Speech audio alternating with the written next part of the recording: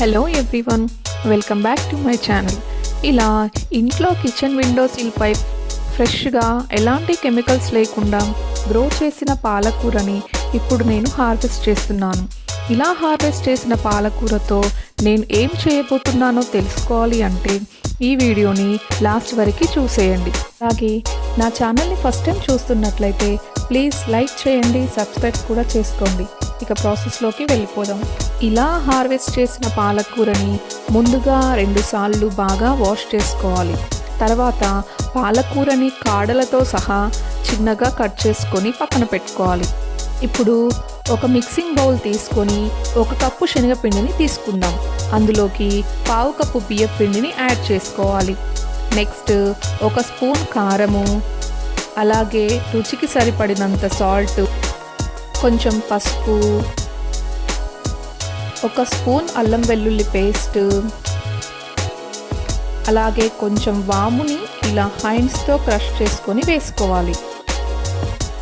ఇప్పుడు 2 చెంచాల ధనియాలని ఇలా రోటిలో వేసుకొని కచ్చాపచ్చగా దంచుకొని వేసుకోవాలి.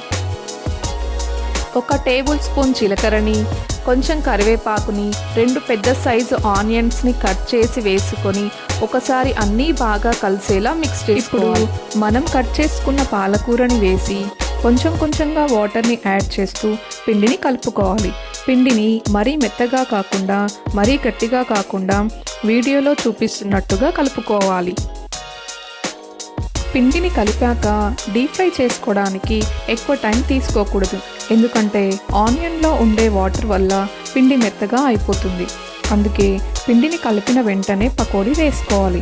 అప్పుడే పకోడీ పర్ఫెక్ట్గా క్రిస్పీగా కరెక్ట్ టెక్స్చర్లో వస్తుంది. ఇప్పుడు ఒక ప్యాన్ తీసుకొని డీప్ ఫ్రైకి సరిపడేలా ఆయిల్ వేసుకొని ఆయిల్ హీట్ అయ్యాక మంటని లో ఫ్లేమ్లో పెట్టుకొని పిండిని కొంచెం కొంచెంగా తీసుకొని ఆయిల్లో వేసుకొని ఫ్రై చేసుకోవాలి. ఒకవైపు ఫ్రై అయ్యాక రెండో వైపుకి టర్న్ చేసుకొని గోల్డెన్ కలర్ వచ్చేంత వరకు లో ఫ్లేమ్లోనే బాగా ఫ్రై చేసుకోవాలి. ఇలా ఫ్రై అయిన పకోడీని ప్లేట్లోకి ట్రాన్స్ఫర్ చేసుకోవాలి.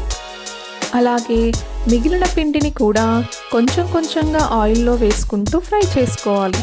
చూసారు కదా, బయట క్రిస్పీగా లోపల సాఫ్ట్గా పర్ఫెక్ట్ పకోడీ రెడీ అయిపోయింది. ఈ పకోడీ ఈవినింగ్ స్నాక్కి బెస్ట్ రెసిపీ అని చెప్పొచ్చు. మీరు కూడా ఈ పకోడీని ట్రై చేసి మీకు ఎలా వచ్చిందో నాకు కామెంట్లో చెప్పండి. Thank you for watching.